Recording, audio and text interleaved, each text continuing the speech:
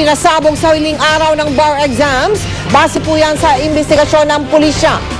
Isa pala sa mga sugatan ay kaanak ng pamilya Ampatuan. Pero wala pa raw ebidensya na magsasabi na siya nga ang target ng nagpasabog.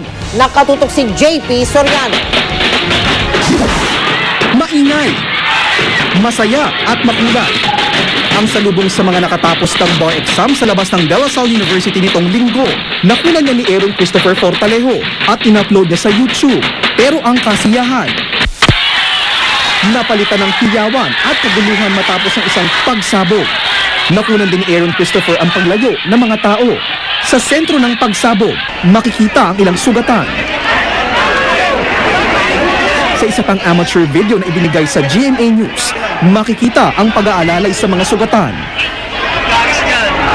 Mahigit 40 ang sugatan, kabilang ang pamangkin ng pamilya Ampatuan na si Dato Muhammad Abdul.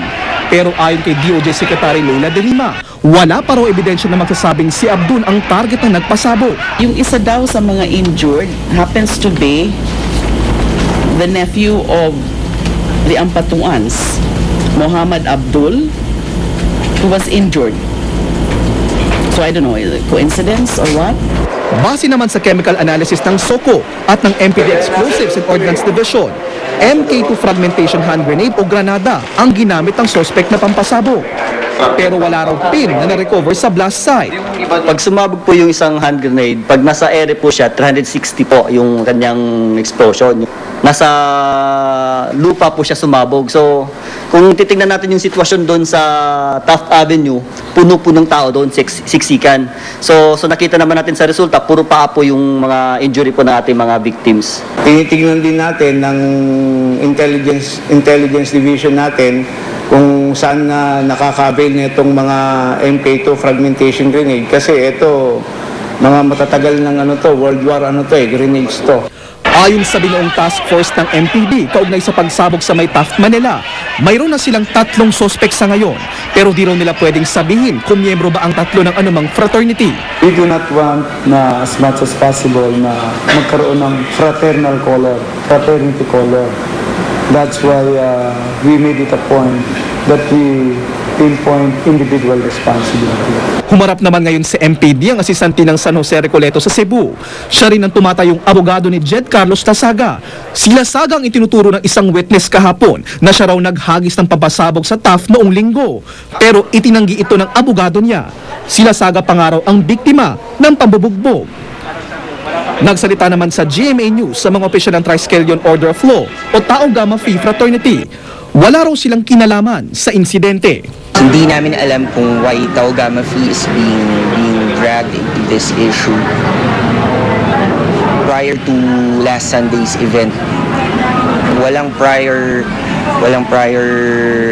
incident which led into this unfortunate event. We are still seeking answers sa mga nangyari kung intentional ba yun. As of now, we really don't want to pinpoint on any group, whether it's the suspect or any other persons. But as far as we are concerned, we condemn the bastardy act. Dahil naman sa insidente, inirekomenda ni Manila Mayor Alfredo Lim sa Supreme Court na ipahinto na ang bar operations o yung pagtitipon-tipon sa kalsada kapag bar exams. Sa dami ng mga cheering squad ng kanilang eskwelahan, kung minsan nagkakantsawan, di ba? O, sa umpisa, peaceful yung kantsawan Later on, magkakapikunan. Sa ngayon, hindi pa tiyak ang MPD kung ano ba talaga ang motibo na nagpasabog at kung sino ba talaga ang kanilang target. Ang sigurado lang daw, habang buhay na naapektuhan ng mga biktima ng insidenteng ito. JP Soriano, nakatutok, 24 oras. Marami pang inihandang balita, makakasama natin ngayong gabi si June Veneracion. June! Salamat Mel, 2 fraternity ang nababanggit kaugnay ng pagsabog sa bar exams, ang Alpha Kappa Rho at Tau Gamma Phi. Pero pareho nilang itinangging may kinalaman sila sa insidente. Git ng ACRO, ang itinuturong suspect ng miyembro nila, biktima pangaraw ng panggugulpi ng kalabang fraternity. Narito ang aking report. Si Jojo De Rosario ang president ng Grand National Council ng Alpha Kappa Rho o ACRO. Nasa labas din daw siya ng De La Salle University noong linggo para magbigay suporta sa mga kabrad ng mga bar examinee. Nang mangyari na raw ang pagsabog, isang kahinahinalang lalaki daw ang kanyang nakitang tumatakbo. Bata Tapos nakatakip ng itim na panyo, yung parang hold-upper. Tumatakbo siya. Tapos sabi ng babae, sumisigaw yung babae. Sabi niya, harangin nyo. Naharang at nahawakan daw ni De Rosario ang lalaki. Sinuntok daw siya sa likod ng isang kasama ng sospek. Pagkatapos, may isa pang tumutok sa kanya ng baril, kaya nabitawan niya umano ang sospek. Nakatutok sa akin, pero hindi siya pumutok Kaya kinalabit niya. Hindi narattle na nga siya dahil hindi pumutok. Nirelease ko yung isa and siya yung ko sana, habulin ko. Mabilis yung bata. Nakita niya ang mga pangyayari, kaya wala umanong katotohanan na ang kanyang fraternity na ACRO ang nasa likod ng pagpapasabog ng granada. Wala raw mga nakasuot doon ng damit na may tatak na ACRO. The Alpha Kappa Rho is denying any involvement doon sa bombing incident na Lasal. Taliwas ito sa pahayag kahapon ng isang saksi sa Manila Police District. Ayon sa naturang saksi, na-corner nila ang suspect na nakilalang si Jed Carlo Lazaga dahil sa nahulog nitong ID. Ito raw ang naghagis ng pampasabog bago maglabasan ng mga bar examinee. Base sa ID raw ni Lazaga, second-year law student ito ng University of San Jose Recoleto sa Cebu. Pero depensa ng mga kabrad ni Lazaga sa Cebu, nasa labas ng Lasal TAF si Lazaga para magbigay suporta sa mga kaeskwela na nag-bar exam. Biktima nga raw ito ng panggugulpi ng kalabang fraternity na Tau Gamma Phi. Nagpa-blatter pa sila Saga alas 7 ng gabi ng linggo sa Malati Police Station para isumbong na nagulpi siya ng Tau Gamma Phi. Sa gitna ng komosyon, nalaglag daw ang kanyang wallet na may lamang pera, ATM cards at mga ID. Biglang may umakbay sa kanya. Nilieg siya. Tapos nung nilieg na siya, bigla siyang hinila. And then bigla na lang sinabi na ito kasama to ng nagpaputok. Itinanggi namang Tau Gamma Phi ang paratang na kinuyog nila sila Saga. June Federasyon, nakatutok 24 oras. Nagsasagawa naman ngayon ng vigil ang mga taga San Beda College bilang pagkundina sa pagsabog sa bar exams itong linggo. Nakatutok si Steve Dailisan, live and exclusive mula sa San Beda College sa Maynila. Steve? June, katatapos lamang nitong misa sa Diaby sa loob nitong San Beda College ay kasalukuyan nang isinasagawa yung kanilang prayer vigil sa Jubilee Garden at sa kanilang quadrangle. Bahagi ito, June, nung kanilang pagkondina dun sa naganap na pagsabog nung huling araw ng bar examinations sa kung tawagin nila ay Salubong 2010. Naniniwala itong Bedan Community, June, na imposible raw na magmula sa mga bidista yung gulo. Kaya naman nananawagan sila sa mabilis na pagresolba ng kaso at nang tuluyang mapanagot ang tunay na may sala. Pakikisa sa mga nasugatan ng pagsabog, nagsuot ng puting damit ang mga Bedans ngayong araw. Pinangunahan naman ng San Beda Law Student Government ang pagkakabit ng itim na armbands. Ayon sa presidente nito na si Jaime Del Rosario, malabo raw ang haka-hakang away sa loob ng San Beda League of Lady Barristers ang pinagmulan ng gulo. Sa 47 nasugatan, mahigit 30 raw ang mga miyembro ng naturang sorority. 2 sa kanila, patuloy na inoobserbahan sa Manila Doctors Hospital hanggang ngayon dahil sa matitinding sugat na kanilang tinamo. Naniniwala ako na isang bedista hindi magagawa yung katulad noon. Maaaring may mga hindi pagkakaintindihan o away ang sorority o fraternity namin dito sa San Beda. Pero hindi siya yung tutuloy o magiging ganito kabayolente yung mangyayari. Hati naman ang opinyon ng mga Bedan Law students sa mungkahin ni Manila Mayor Alfredo Lim na itigil na ang inuman at maingay na pagsalubong sa mga barristers sa susunod na taon para hindi na maulit ang ganitong insidente. Ang law student na si Kath Bistor gusto pa rin daw ang masayang pagsalubong sakaling siya naman ang kukuha ng bar exams. Pero ang kanyang kaibigan na si Casey Biares na-trauma raw ng husto sa nangyari kaya pabor sa panukala ni Mayor Lim. Kapwa sila ilang hakbang lang ang layo mula sa mismong lugar ng pinagsabugan ng linggo. Kahapon nga nag-iyakan pa kami kasi mabigat talaga. Tapos matutulog ka, hindi ka makatulog ng maayos kasi napapaginipan mo. Kung sa safety din lang naman, siguro mas maganda na. Pero ang naisip ko alternative na pwedeng gawin ng mga estudyante ay yung salubong na lang sa bawat eskwelahan. Nakakatrauma siya, pero masarap kasi sa pakiramdam bilang isang barista na makita mo na sinasalubong ka ng mga kapwa mo law students. Sa misa ngayong hapon, sama-sama mga law students, alumni pati ang pamunuan ng San Beda sa pagdarasal. Sa pamamagitan ng isang pahayag na inilabas ng College of Law, umaasa sila sa isang masusing investigasyon ukol sa insidente at mapalagot ang sangkot dito. Patuloy din ang pagbibigay ng financial at moral assistance ng pamunuan ng San Beda College sa mga estudyanteng nabiktima ng pagsabog. Samantala, sa pamamagitan ng pahayag, ipinabot naman ng pamilya ng nasugatang estudyante ng San Sebastian College na si Raisa Laurel ang kanilang pasasalamat sa lahat ng tumulong.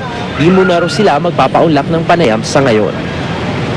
June, inaasahang matatapos itong kanilang prayer vigil ganap na alas 7:30 ngayong gabi. Sisikapin naman daw ng San Beda College of Law Student Government na bisitahin yung kanilang mga kapwa estudyante na kasalukuyan pa rin nakakonfine ngayon sa ospital. Magsasagawa rin daw sila ng isang psychotherapy para dun sa mga law students na kasalukuyan pa rin nakararanas ng trauma dahil sa pagsabog. June?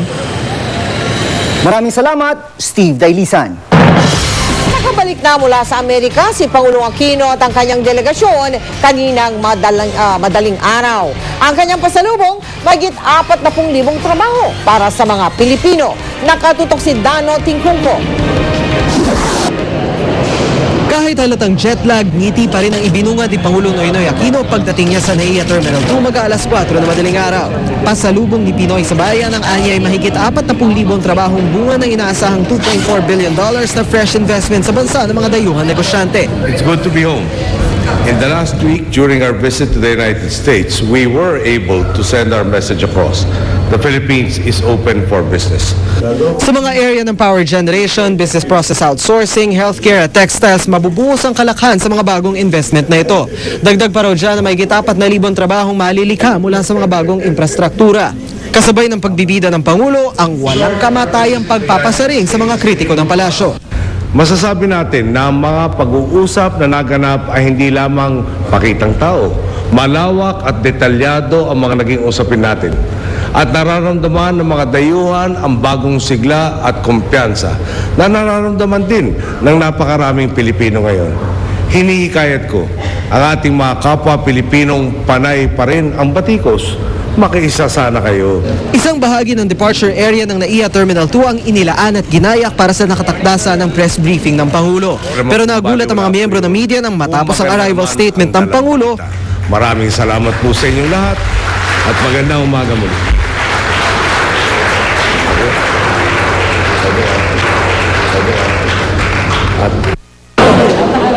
Dahil hindi natuloy ang press con ng Pangulo, si Executive Secretary Paquito Ochoa na ang humarap sa mga miyembro ng media. Tapos na raw ang legal review ng palasyo sa nilalaman ng IIRC report hinggil sa madugong Manila bus hostage at handa na raw sila itong i-present sa Pangulo.